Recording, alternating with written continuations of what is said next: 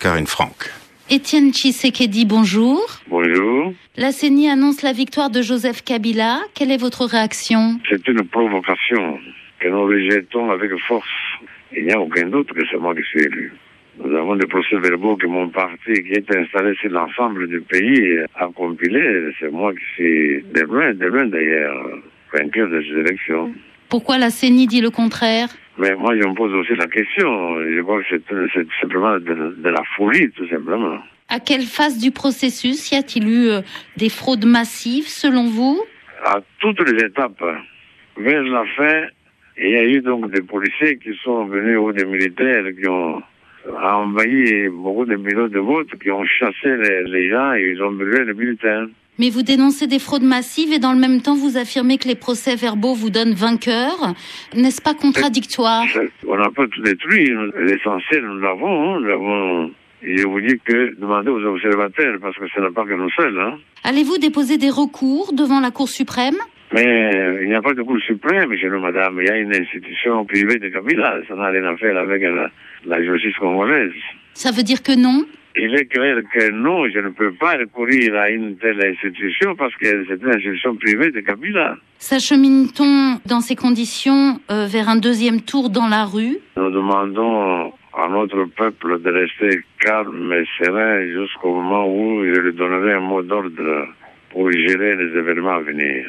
La rue est tout le temps occupée par les policiers de Kabila qui tuent tous ces jours.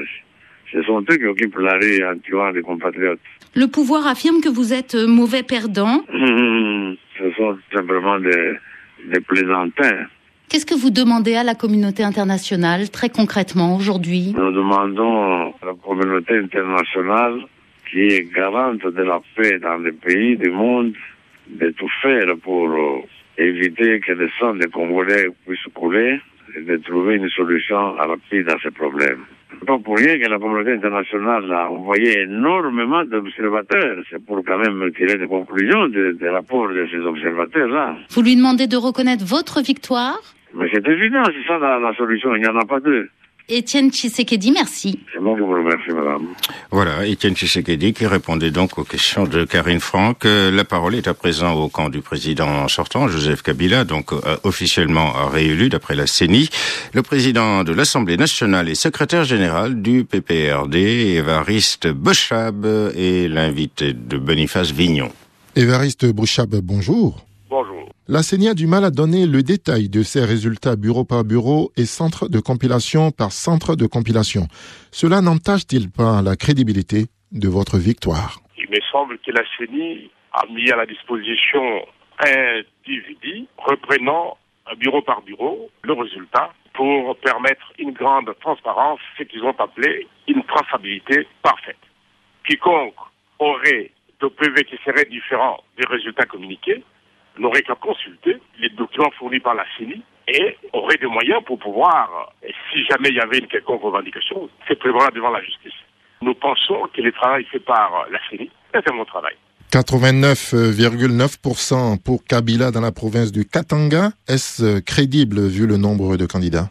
Mais lorsqu'il s'agit des 75 pour un autre candidat dans les Kassai, ça vous ne posez pas la question. Il s'agit là de résultats sincères, même si on peut démontrer par le fait qu'un autre candidat ait eu beaucoup de voix au Bas-Congo, que la donne tribale est en train d'être mise en cause, mais elle a été déterminante.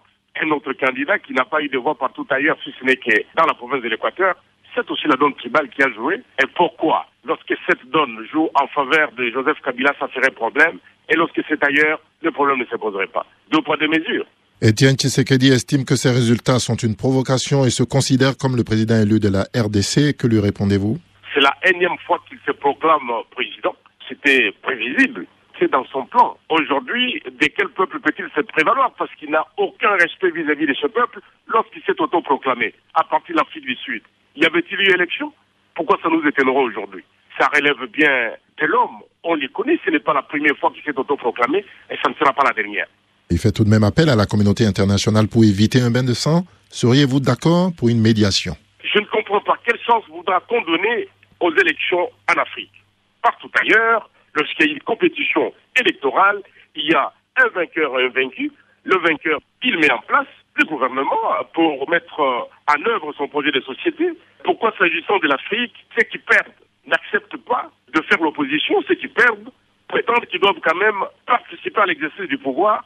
Nous disons qu'il y a eu un vainqueur, il y a un perdant, et il n'est pas question qu'on puisse nous dire ici une médiation. Évariste Bochab, je vous remercie. Le secrétaire général du PPRD, Évariste